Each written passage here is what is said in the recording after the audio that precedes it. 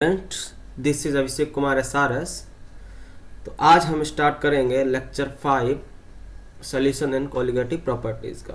तो last lecture में हमने डिस्कस कर लिया था कि वेपर प्रेशर क्या होता है, क्या क्या पॉइंट्स, हमें क्या क्या इंपॉर्टेंट पॉइंट्स थे वो बताए थे।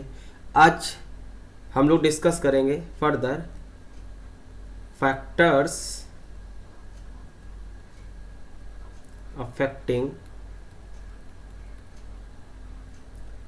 Vapour pressure.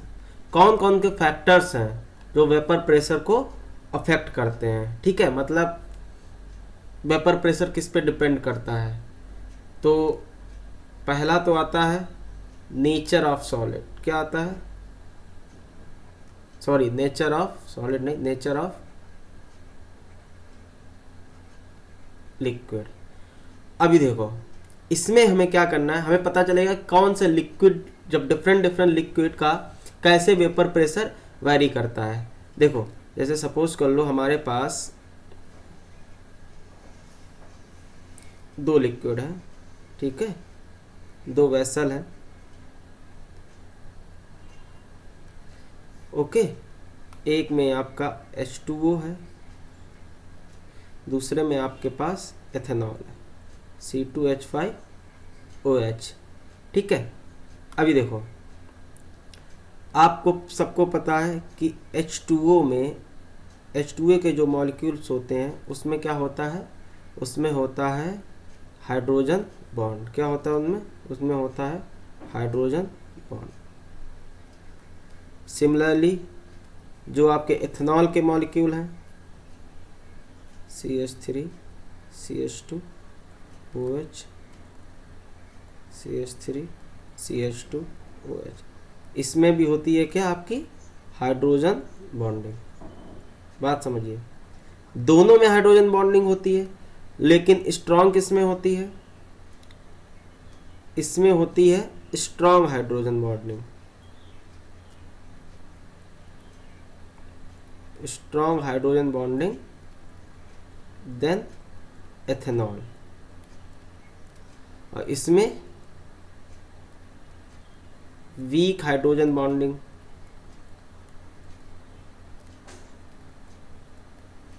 Then water. बात समझ रहे हो? अच्छा, आपको सबको पता है वाटर में स्ट्रॉन्ग हाइड्रोजन बॉन्डिंग होती है कंपैरेटिवली एथेनॉल। उसका रीजन आपको भी पता है कि जो वाटर के मॉलिक्यूल होते हैं वो कुछ, अगर आपको देखा जाए तो वाटर ये, ठीक है, अगला मॉलिक्यूल अगर आपको देखा जाए तो ये, अगला मॉलिक्यूल अगर देखा जाए तो ये, ठीक है। और देखो, ये इसकी अब ये हाइड्रोजन बॉन्डिंग हो गई, सिमिलरली इसकी हाइड्रोजन बॉन्डिंग ये हो गई। तो यहाँ पे एक मॉलिक्यूल दो हाइड्रोजन बॉन्डिंग बनाता है, ठीक है। ये किसमें, और ऐसे ये चेन चलती रहती है, ठीक है। ये किसमें हाइड्रोजन बॉन्डिंग है? वाटर के केस में। और सिमिलरली अगर आप इथेनॉल के केस में देखेंगे, इथेनॉल के केसेस में अगर हम आपको दिखाएं, चलो, ये आपका C2H5 ये हो गया पूरा। अब देखिए अगला मॉलिक्यूल सिमिलरली ऐसे लिख दो, C2H5, अगला मॉलिक्यूल सिमिलरली ऐसे लिख दो, C2H5। जरा हाइड्रोजन बॉन्डिंग इसमें देखते हैं हम लोग। ये देखिए, इसमें हाइड्रोजन बॉन्डिंग ये हो रही है, तो इसमें एक हाइड्रोजन बॉन्डिंग हो रही है, ठीक है। इसमें दो दो हाइड्रोजन बॉन्डिंग हो रही, प्लस इसमें ये एक बल्की ग्रुप भी है। बात समझ रहे हैं ना? तो किसमें स्ट्रॉन्ग हाइड्रोजन बॉन्डिंग होगी? वाटर में, देन एथेनॉल। अब इसमें जब हाइड्रोजन बॉन्डिंग स्ट्रॉन्ग है, ठीक है, तो क्या होगा? फोर्स ऑफ अट्रैक्शन भी क्या होगा? Force of attraction will be more. इसमें क्या होगा? Force of attraction, force of attraction लो।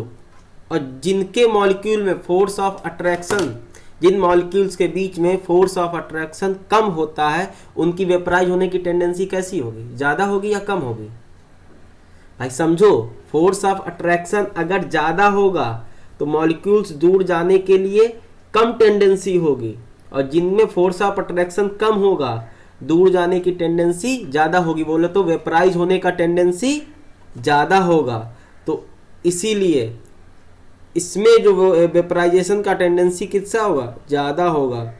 ठीक है ना, टेंडेंसी ऑफ वेपराइजेशन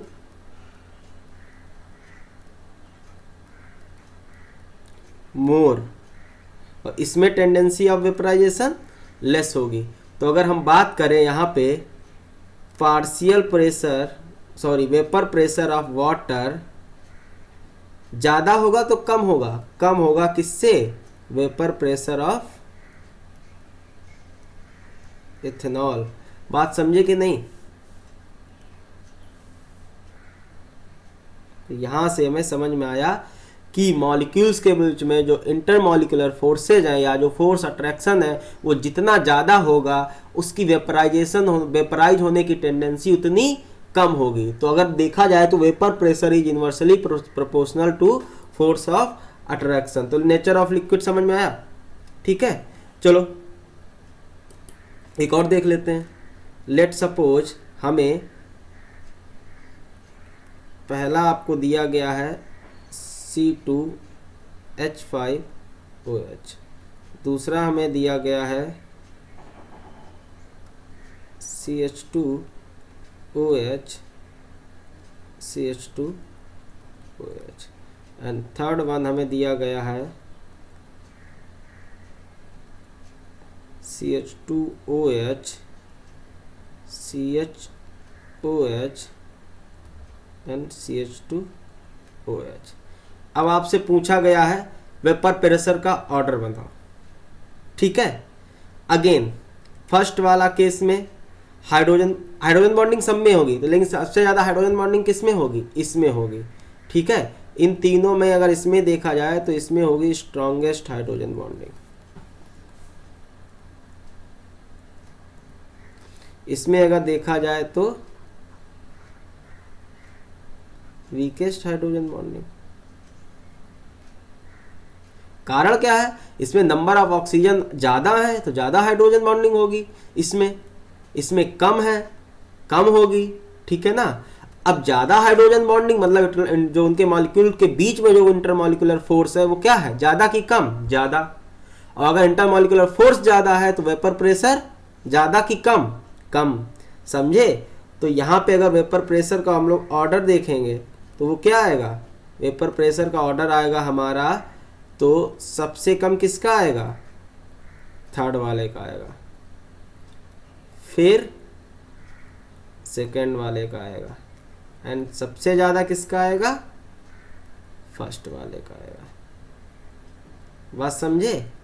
तो ये हो गया यहाँ पे वेपर प्रेशर का ऑर्डर। अभी क्लियर? तो अगर हम बोलें एक बात, तो बात ये है कि vapour pressure is inversely proportional to force of attraction between molecules. बात समझे कि नहीं? देख लो, वेपर प्रेशर हम लोग डिपेंड करता है कि हम लोग लिक्विड कौन सा ले रहे हैं। अगर जिस लिक्विड के इंटरमॉलिक्यूलर फोर्सेज, जिस लिक्विड के मॉलिक्यूल में इंटरमॉलिक्यूलर फोर्सेज या force of attraction between molecule ज़्यादा होगा, उनका वेपर प्रेशर कैसा होगा, कम होगा। तो वेपर प्रेशर जो फोर्स ऑफ अट्रैक्शन के इनवर्सली प्रोपोर्शनल होता है। तो ये हो गया हमारा नेचर ऑफ लिक्विड। समझ में आया? कोई नहीं झेला होगा, बहुत क्लियरली समझाया है कि यहाँ पे कभी भी कोई भी लिक्विड ले लो, कैसा भी ले लो, ठीक है, अगर उनके इंट्रामॉलिक्यूलर फोर्सेस ज़्यादा हैं या उनके मॉलिक्यूल्स के बीच में फोर्स ऑफ अट्रैक्शन ज़्यादा है तो उनका वेपराइज होने का टेंडेंसी कम होगा। अगर वेपराइज होने का टेंडेंसी कम हुआ तो वेपर प्रेशर भी कम होगा। बात समझे? बिल्कुल क्लियर कट, एक एक बात समझते चलो। समझ गया आया कि नहीं? तो ये हो गया हमारा। अब अगला जो कंडीशन आता है वो आता है हमारा, किस पे डिपेंड करता है, टेम्परेचर। उसके पहले एक चीज और देख लेते हैं। उसके पहले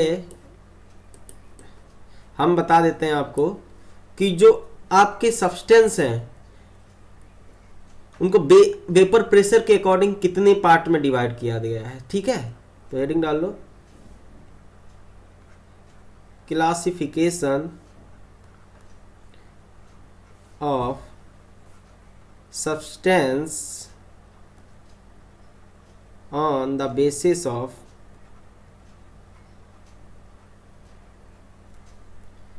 वेपर प्रेशर। देखो सब्सटेंस वेपर प्रेशर के अकॉर्डिंग कितने पार्ट्स में डिवाइड किए गए हैं, ये आपके दो पार्ट में डिवाइड किए गए हैं। ठीक है, पहला होता है वोलाटाइल सब्सटेंस। क्या होता है? Volatile substance. देखो वोलाटाइल सब्सटेंस मतलब वो सब्सटेंस जिनका वेपर प्रेशर कुछ ना कुछ होता है। दो substance which have definite vapour pressure, मतलब जिनकी वेपराइज होने की टेंडेंसी होती है, चाहे कम हो चाहे ज़्यादा हो, बट उनके पास वेपर प्रेशर होता है। जिसके पास वेपर प्रेशर है मतलब उसकी वेपराइज होने की टेंडेंसी होगी ही होगी। Substance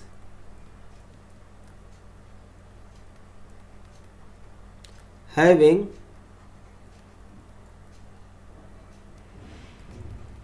definite value of vapour pressure, मतलब वो सब्सटेंस जिनकी वैल्यू डेफिनिट है, मतलब जिनका वेपर प्रेशर डेफिनिट है, उन्हें हम लोग वोलाटाइल सब्सटेंस बोला जाए। अगर बोले तो उनका वेपर प्रेशर जीरो नहीं हो सकता, कुछ ना कुछ उनके पास वेपर प्रेशर होगा ही होगा। समझ में आया कि नहीं? जैसे आपके वाटर हो गया, आपका मेथनॉल हो गया, ठीक है, एथेनॉल हो गया, ठीक है, बेंजीन हो गया, टॉल्यूइन हो गया, ये सब वोलाटाइल सब्सटेंस है, मतलब ये वेपराइज होने की टेंडेंसी इसमें होती है। समझ में आ रहा है कि नहीं? ऐसे ही जो दूसरा है आपका, वो है आपका नॉन वोलाटाइल सब्सटेंस। क्या है आपका? Non volatile substance. तो ये क्या होगा? जस्ट अपोजिट होगा। Substance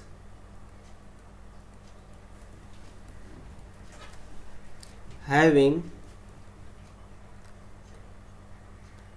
no tendency for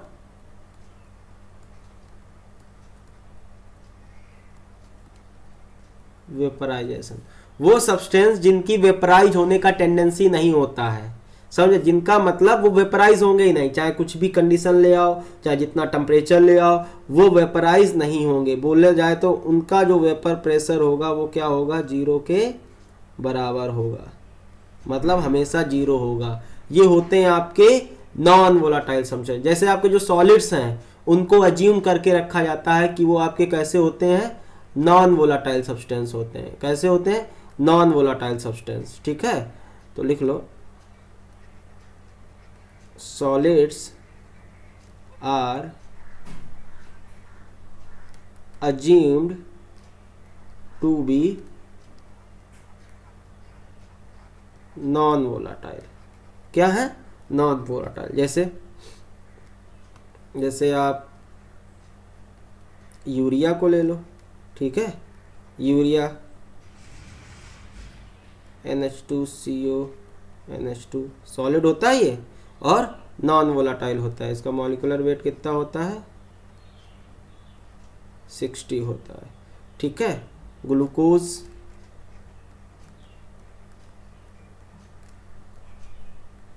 C6H12O6, इसका मॉलिक्यूलर वेट 180। ये कुछ कॉमन है जिनको आप याद रख सकते हो तो ज़्यादा सही रहता है। देखना आप क्वेश्चन आते हैं जिसमें यूरिया, ग्लूकोज, सुक्रोज मतलब आपका चीनी, इसका मॉलिक्यूलर फार्मूला होता है C12H22O11, इसका मॉलिक्यूलर वेट होता है 342। तो ये होगा जब सब्सटेंस को हम लोग वेपर प्रेशर के अकॉर्डिंग हम लोग डिवाइड करते हैं, तो आपका होता है volatile substance and non volatile substance. Volatile substance वो सब्सटेंस होते हैं जिनमें वेपराइज होने का टेंडेंसी होता है, उनका वेपर प्रेशर कभी भी जीरो नहीं हो सकता, कुछ ना कुछ उनका वेपर प्रेशर जरूर होगा। नॉन वोलाटाइल सब्सटेंस वो सब्सटेंस होते हैं जिनमें वेपराइजेशन का टेंडेंसी नहीं होता है, मतलब वो वेपराइज नहीं होंगे एट एनी कंडीशन, उनका जो वेपर प्रेशर होता है वो हम लोग जीरो मान के चलते हैं या जीरो ही होता है। ठीक है, जैसे जो हमारे ज़्यादातर 99% जो सॉलिड्स होते हैं उनको हम लोग अज्यूम करके चलते हैं कि वो नॉन वोलाटाइल हैं, वो वेपराइज नहीं होंगे। अभी समझ में आया कि नहीं? तो हम लोग यहाँ पे हमने ये बात कर ली। हम लोग बेसिकली डिस्कस क्या कर रहे हैं, factors affecting the vapour pressure. ठीक है ना? तो अब आगे बढ़ते हैं, हम लोग आगे बढ़ते हैं। अब क्या करेंगे हम लोग, दूसरा जो फैक्टर है उसको डिस्कस करते हैं। दूसरा फैक्टर क्या है आपका,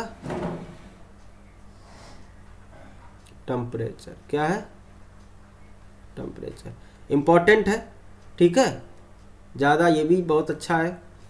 तो हमेशा जब भी टेम्परेचर बढ़ाते हैं तो क्या होता है, सबको पता है कि जो मॉलिक्यूल होते हैं उनकी काइनेटिक एनर्जी बढ़ती है। काइनेटिक एनर्जी बढ़ेगी तो उनके फोर्स ऑफ अट्रैक्शन घटेंगे, फोर्स ऑफ अट्रैक्शन घटेंगे तो वेपराइजेशन होने का टेंडेंसी बढ़ेगा। तो अगर बोला जाए तो vapour pressure is directly proportional to temperature. बात समझे कि नहीं?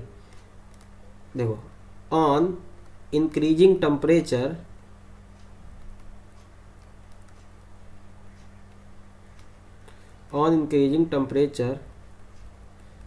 Kinetic energy of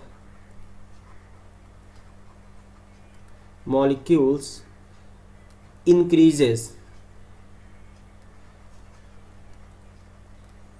due to which attraction between molecule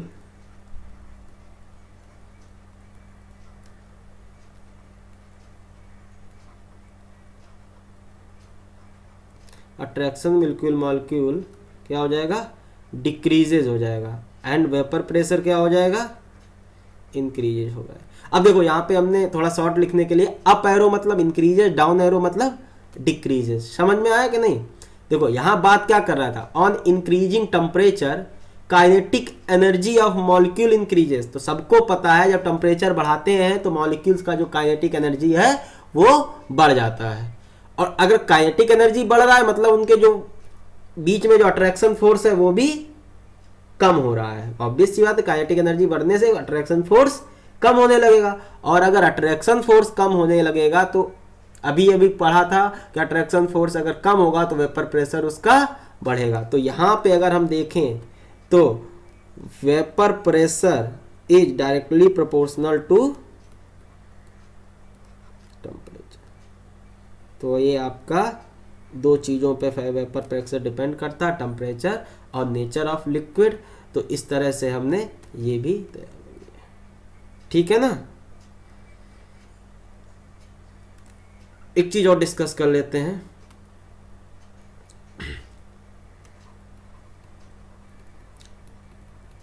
variation of vapour pressure with temperature. Temperature के साथ कैसे किस तरह वेपर प्रेशर चेंज होता है, बेसिकली इसके बारे में हमें बताया था। एक इक्वेशन थी क्लॉसियस क्लैपेरॉन इक्वेशन। क्या थी? Clausius CLAUSIOS, Clausius CLAPREYON, Clausius Clapeyron equation. भाई स्पेलिंग चेक कर लेना, जहाँ तक यही है। ठीक है, इन्होंने एक इक्वेशन दिया था। ठीक है, इसका डेरिवेशन वगैरह आप हायर क्लासेस में पढ़ोगे। ठीक है, इन्होंने जो इक्वेशन दिया था D of ln P, P की जगह वेपर प्रेशर कर लो। ठीक है,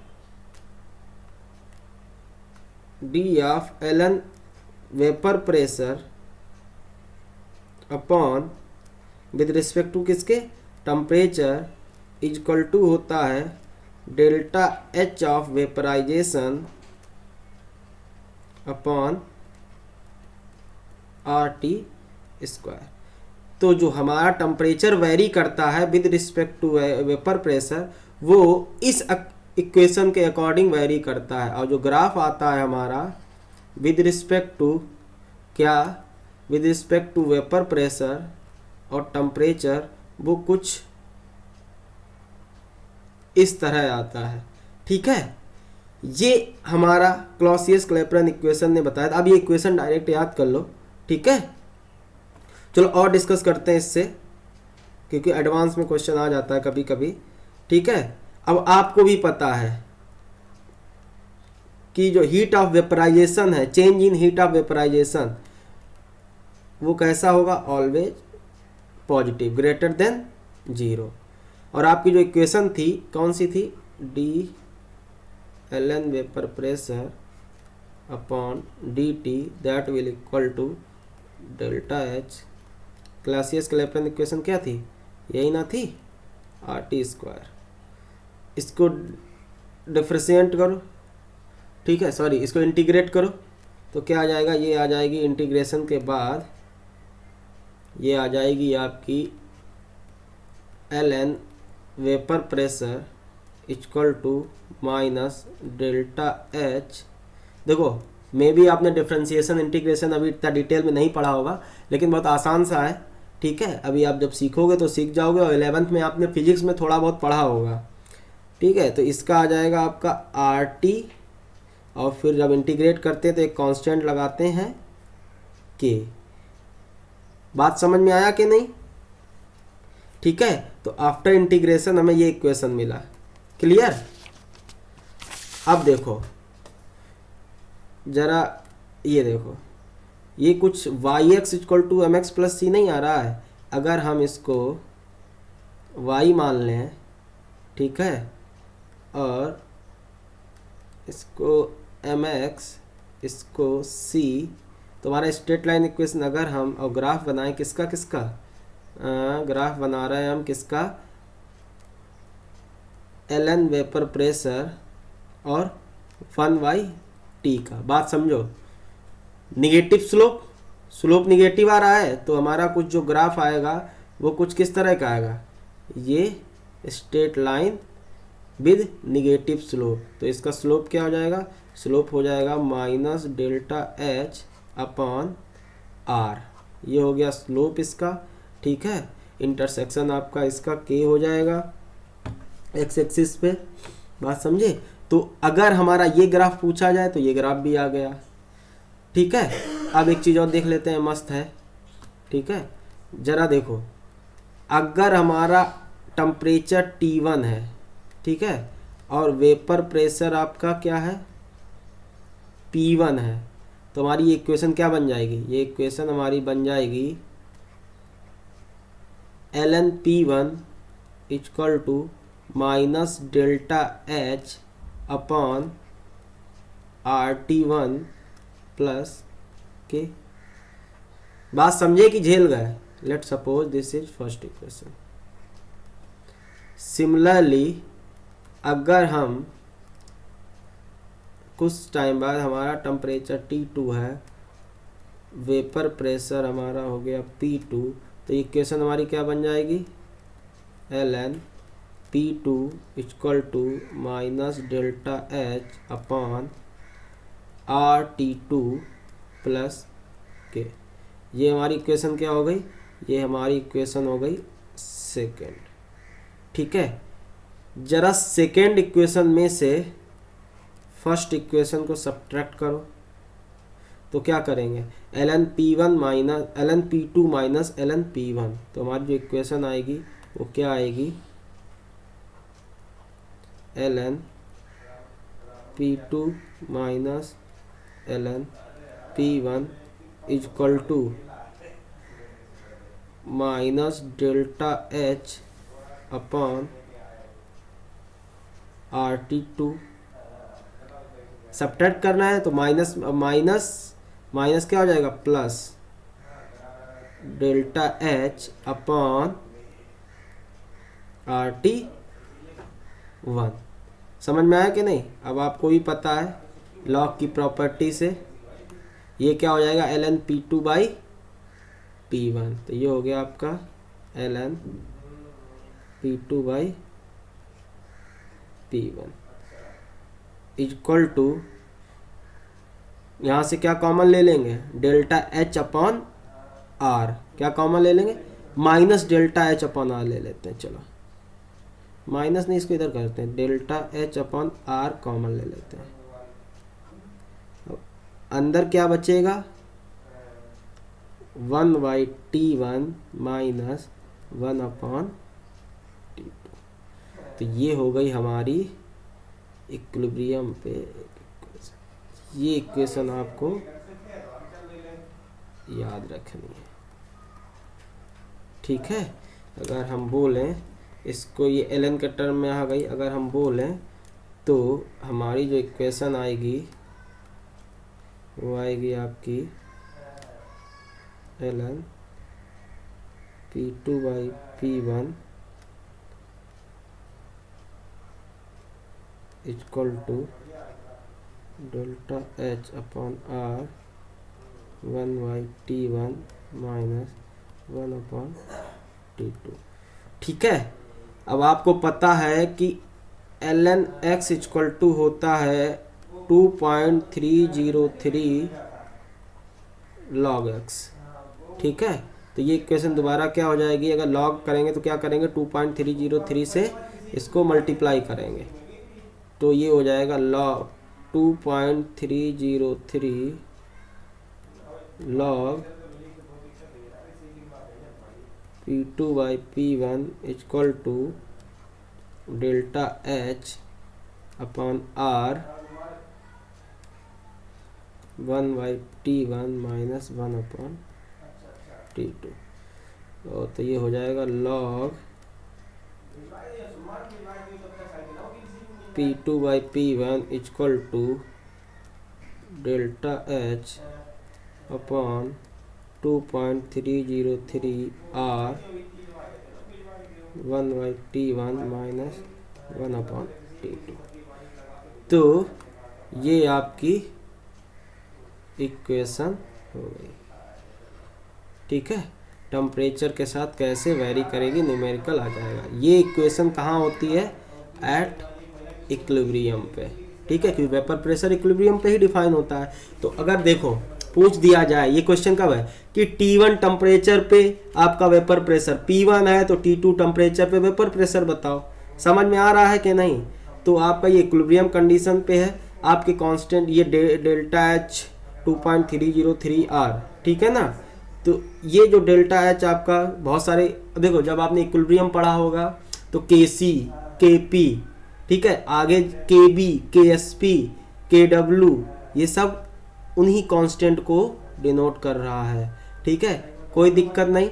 तो यही है आपका टेम्परेचर के साथ वेपर प्रेशर का कैसे वेरिएशन आएगा। और आपको ये इक्वेशन डेरिवेशन नहीं याद करना है, ये इक्वेशन याद रखना जिससे आप गिवन टेम्परेचर पे वेपर प्रेशर आराम से निकाल सकेंगे। तो ये भी याद कर लेना और ये भी याद कर लेना, दोनों सेम है, ठीक है। आई थिंक अभी क्लियर हो गया होगा, ठीक है। चलो आगे बढ़ते हैं। तो आगे क्वेश्चन करते हैं, ठीक है। क्वेश्चन में लिखो, calculate the amount of water, calculate the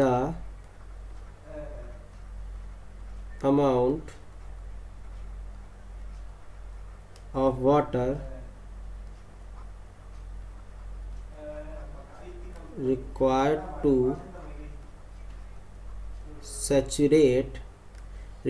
to saturate a vessel of volume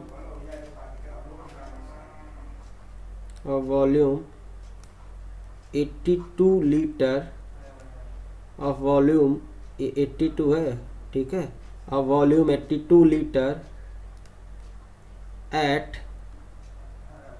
300 Kelvin vapor pressure of water at 300 Kelvin is 38 torr। ठीक है, पॉज करके आप लोग क्वेश्चन ट्राई करो अपने मन से, ठीक है। और जिनको बिल्कुल समझ में नहीं आया वो फिर से देखें। Calculate the amount of water required to saturate a vessel of volume 82 litre at 300 kelvin. Vapour pressure of water at 300 kelvin दिया गया है कितना आपको, 38 टॉर। अब देखो आपके पास एक वेसल है जिसका वॉल्यूम कितना है, 82 लीटर। अब देखो वेपर प्रेशर कितना दिया गया है, 38 टॉर। सैचुरेट होने की बात कर रहा है, calculate the amount of water required to saturate a vessel. कितना अमाउंट हम वाटर डालें कि वो वेसल सैचुरेट हो जाए। सैचुरेट मतलब जितना भी अमाउंट वाटर का था वो पूरा का पूरा किसमें बन जाए, वेपर्स में बदल जाए। अब उसके बाद जो भी बचा हुआ अगर उसके बाद भी अगर उसके पास वाटर रहेगा वो फिर वेपराइज फर्दर नहीं होगा, मतलब इक्विलिब्रियम पे पहुंच जाए। नहीं बात समझे? सैचुरेशन का मतलब क्या है, जैसे कि अब उससे ज्यादा वेपराइजेशन नहीं हो सकता, उसके बाद अगर वेपराइजेशन होगा तो कंडेंसेशन स्टार्ट हो जाएगा। नहीं बात समझे? अरे मतलब ये पूछ रहा है कि मैक्सिमम वाटर कितना डालें कि वो पूरा का पूरा वेपराइज हो जाए। बस अभी क्लियर? अब ठीक। Calculate the amount of water required to saturate a vessel of volume. Saturate a vessel of volume 82 litre at 300 kelvin. वो 82 लीटर का वेसल है, उसमें कितना अमाउंट वाटर का डालें, समझ में आया, कि वो सैचुरेट हो जाए। चलो ठीक है, तो कोई दिक्कत नहीं है। तो हमें क्या अमाउंट पता करना है, तो हमें वेपर प्रेशर दिया गया है, वॉल्यूम दिया गया है। तो अब क्या करेंगे, वेपर प्रेशर दिया गया, वॉल्यूम दिया गया, वेपर प्रेशर टॉर में दिया गया, वॉल्यूम लीटर में दिया गया है। तो हम लोग क्या करेंगे, इसको एटीएम में कन्वर्ट करेंगे। तो 38 टॉर, तो सबसे पहले हम लोग 38 टॉर को किस में बदलेंगे, MMHg में। नहीं, टॉर है, टॉर को किससे 360 से 760 से डिवाइड करेंगे तो ये हमारा किस में बदल जाएगा, 38 दूना 76, तो ये हो जाएगा। तो अगर टॉर को हमें एटमॉस्फेयर में चेंज करना है तो 760 से डिवाइड कर दो, तो ये जो हमारा वेपर प्रेशर आया 1/20 एटमॉस्फेयर आया। अब ये जो वेपर प्रेशर है, अगर इसको पार्शियल प्रेशर के टर्म में देखें तो ये कैसा पार्शियल प्रेशर होगा, मैक्सिमम। इससे ज़्यादा नहीं हो सकता, इससे ज़्यादा करोगे तो वो कंडेंस होना स्टार्ट कर देगा, क्योंकि यही सैचुरेट कर देगा। हमने क्या बोला था, जो वेपर प्रेशर होता है वो किसी का भी या किसी भी सब्सटेंस का मैक्सिमम पार्शियल प्रेशर होता है। तो अगर हम बात करें तो ये हमारा ये जो हो जाएगा ये मैक्सिमम होगा पार्शियल प्रेशर, ठीक है ना। बात क्लियर हुआ कि नहीं? तो वेपर प्रेशर हमारा कितना आया, 1/20 एटीएम, यही हमारा मैक्सिमम पार्शियल प्रेशर होगा। तो इस पार्शियल प्रेशर पे हमें क्या कैलकुलेट करना है, अमाउंट ऑफ वाटर। तो हम लोग नॉर्मल बस हमें क्या आता है, एक ही इक्वेशन आई अभी तक, PV equal to nRT। Gaseous state में पढ़े थे ideal gas equation, PV equal to nRT। Basically क्या पूछ रहा है, प्रेशर कितना है, 1/20 एटमॉस्फेयर। R कितना लेते हैं हम लोग, 0.82, ठीक है। एंड टेम्परेचर कितना है, टेम्परेचर आपका, एक मिनट, क्या कर रहा हूँ, पगला गया हूँ, लगता नशे में हूँ। इधर देखो, हाँ वॉल्यूम कितना है, तो वॉल्यूम लेंगे ना, वॉल्यूम आपका कितना है, 82 लीटर, ठीक है।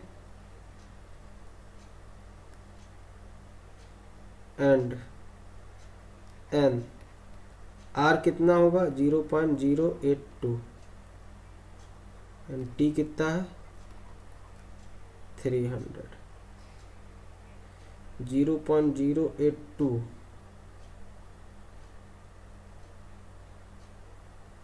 इसको सॉल्व करेंगे, इधर आएगा, ये आ जाएगा 100। तो यहाँ से n का वैल्यू जो निकालेंगे 82.20 इंटू 1/0.082 इंटू 300, ठीक है। गजब, डेसिमल हटाएंगे,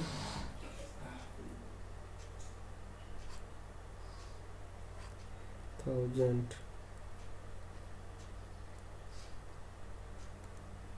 और ये आ जाएगा कितना 50, ठीक है।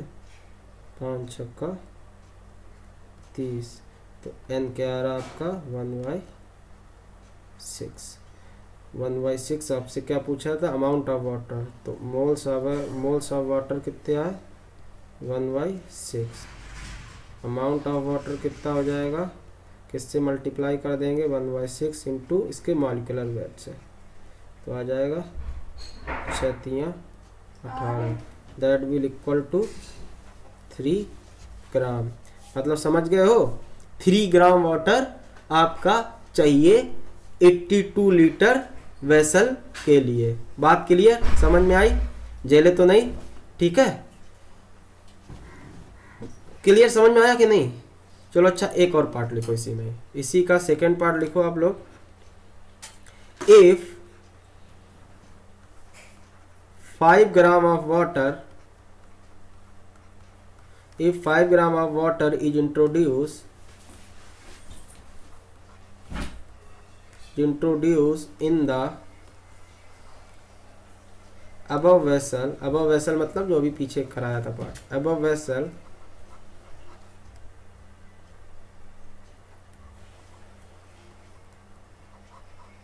initially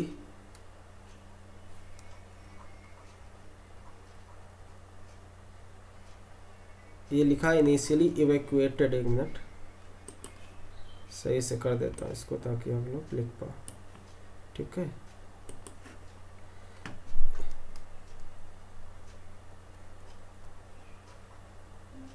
initially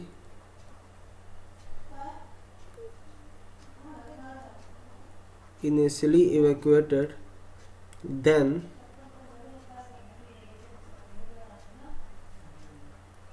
calculate percentage of water which will vaporize। बात कुछ समझे कि नहीं, मतलब अगर ऊपर वाले वेसल में, समझ में आ रहे हो कि नहीं, कि 5 ग्राम वाटर इंट्रोड्यूस किया जाता है, ऊपर क्या अभी निकाले थे कि 3 ग्राम वाटर अगर देते हैं तो वो पूरा 3 ग्राम पूरा वेसल सेचुरेट होने के लिए 3 ग्राम वाटर चाहिए होता है, मतलब 3 ग्राम अगर पानी देंगे पूरा का पूरा वो वेपराइज हो जाएगा। अब दूसरे पार्ट में बोल रहे हैं, इसी को अगर हमने समझाने के लिए हमने क्या बोल दिया कि 5 ग्राम वाटर अगर इंट्रोड्यूस किया जाता है, इनिशियली इवैक्यूएटेड मतलब वो वाला पानी निकाल लिया गया, समझा, पूरा खाली करने के बाद फिर से अगर हम लोग 5 ग्राम वाटर इंट्रोड्यूस करते हैं तो calculate percentage of water which will vaporise. कुछ नहीं, इतना आसान है, अभी भी आपने देखा था, कंडीशन सारी वही है, तो ठीक है, उसी कंडीशन में कितना वाटर कितना वेपराइज होगा, 3 ग्राम ही ना वेपराइज होगा। देखो अब क्या है, आपके पास ये वेसल है जिसमें आपके पास क्या है, अब 5 ग्राम वाटर है, और आपको भी पता है कि एट इक्विलिब्रियम मतलब सैचुरेशन कंडीशन पे मैक्सिमम कितना वाटर वेपराइज हो पाएगा, कितना हो पाएगा 3 ग्राम, 3 ग्राम वेपराइज हो जाएगा। तो कितना बचेगा, नीचे बचेगा आपका, तो परसेंटेज ऑफ वाटर वेपराइज कितना हो जाएगा, परसेंटेज ऑफ वाटर वेपराइज कितना हो जाएगा, 3 वेपराइज हो गया था, कितना 5, बस मल्टीप्लाई बाय 100 कितना हो गया 5×10, ठीक है। 2 3 6 मतलब 60%, बस 60% जो वाटर है वो क्या हो रहा है, वेपराइज हो रहा है। क्वेश्चन समझ में आया? ये सही क्वेश्चन था, बहुत सही क्वेश्चन था। क्वेश्चन ये पूछ रहा था आपका कि अगर पहला पार्ट देखो, पहले पार्ट में हमें सारी कंडीशन दी गई, 82 लीटर का वेसल था, उसमें कितना वाटर डालें कि सैचुरेट होने के लिए कितना वाटर का जरूरत होगा। समझ में आया कि नहीं? अब क्या कह रहा है, दूसरा पार्ट में पूछ रहा है कि उसी सेम कंडीशन में अगर जो 3 ग्राम है अमाउंट था, अगर उसकी जगह हम 5 ग्राम डाल दें तो कितना परसेंटेज जो होगा वाटर वेपराइज हो जाएगा। बात समझे? आपको भी पता कि वेपर प्रेशर अमाउंट पे डिपेंड तो करता नहीं है। समझ में आया कि नहीं? पहले अगर 3 ग्राम वेपराइज हो रहा था, अगर सारी कंडीशन सेम है, अभी भी 3 ग्राम ही, क्योंकि भाई वाटर ही है। हमारा वेपर प्रेशर 2 ही चीज़ों पे डिपेंड करता है, एक तो नेचर ऑफ लिक्विड और टेम्परेचर। तो लिक्विड है तो वाटर ही है, टेम्परेचर भी वही हमारा है सेम, तो हमारा वेपर प्रेशर तो उतना ही रहेगा। मतलब उस कंडीशन में जो वेपर प्रेशर होगा उसका जो मतलब जो वेपराइज होगा अमाउंट वो 3 ग्राम ही होगा। अब चाहे उसमें 5 ग्राम डालो, चाहे 10 ग्राम डालो, चाहे 20 ग्राम डालो, अगर 20 ग्राम डालोगे तब भी 3 ग्राम ही वेपराइज होगा, बाकी हमारा 17 ग्राम बचा रह जाएगा। तो ये था क्वेश्चन, ठीक है। तो आई थिंक आज का लेक्चर यहीं ख़त्म करते हैं। जिसको कुछ भी समझ में ना आ रहा हो तो प्लीज़ हमें बता दें। हमारा स्पीड ज़्यादा है तो बताएं, स्पीड कम है तो बताएं, और कहीं कोई मिस्टेक करना है तो ज़रूर कमेंट बॉक्स में कमेंट करके बता दें। हम नेक्स्ट लेक्चर में उसको ज़रूर से ज़रूर सुधारने का अपना पूरा कोशिश करेंगे। ठीक है ना बच्चा लोग? तो आराम से पढ़ते रहो। Thank you.